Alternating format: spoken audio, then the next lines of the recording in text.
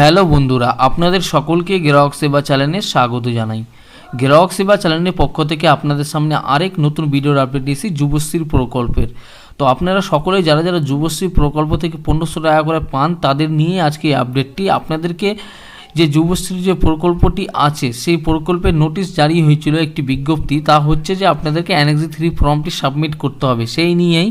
তো যারা যারা অ্যানেক্স 3 ফর্মটি সাবমিট করে নিয়েছে তাদের কোনো অসুবিধা নেই, কিন্তু যারা এখনও করতে পারেননি তাদের নিয়ে এই বিজ্ঞপ্তিটি আছে।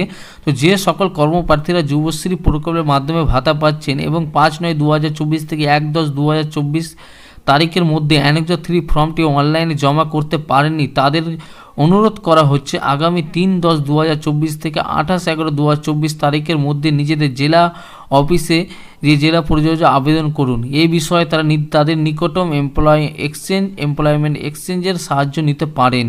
তো আশা করি আপনারা বুঝতে পারলেন, কিন্তু যারা যারা এখনও অ্যানেক্স 3 ফর্মটি সাবমিট করেনি তাদেরকে অফলাইনে অফিসে যেয়ে এমপ্লয়মেন্ট এক্সচেঞ্জের সাহায্য নিয়ে আপনারা এই ফর্মটি জমা করতে পারবেন। আপনারা তাড়াতাড়ি জমা করে দিবেন, নাহলে এর পরের মাস থেকে আপনাদের টাকা নাও ঢুকতে পারে।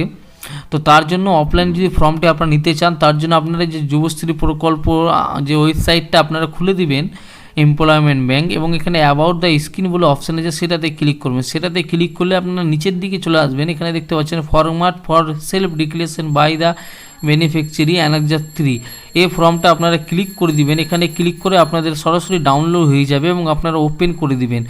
ওপেন করে দিলে আপনার সামনে ফর্মটি ওপেন হয়ে যাবে। নাম দিবেন, সমস্ত ডিটেল দেওয়ার পর আপনি যে কোর্সটি করছেন সেই কোর্সটা ট্রেনিংটা কোথায় করছেন, কোন ইনস্টিটিউটে করছেন, ডেট সমস্ত কিছু দিয়ে এখানে সিগনেচার ইন ফুল সিগনেচার চেয়েছে, সমস্ত সিগনেচার ফুল দেওয়ার পর আপনারা অফিসে জমা করে দিবেন এবং আপনারা কোন কোন জেলা থেকে দেখছেন ভিডিওগুলো অবশ্যই কমেন্ট বক্সে কমেন্ট করে দিবেন।